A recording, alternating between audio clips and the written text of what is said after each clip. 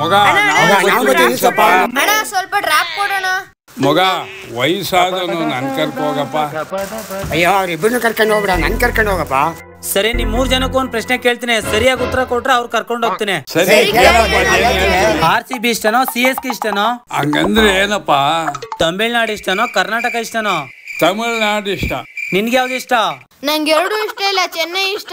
ಹೌದಾ, ನಿಂಗೆ ಯಾವ್ದು ಇಷ್ಟ? ತಮಿಳ್ನಾಡು ಇಷ್ಟನೋ ಕರ್ನಾಟಕ ಇಷ್ಟನೋ? ಕರ್ನಾಟಕ ಇಷ್ಟ. Very good.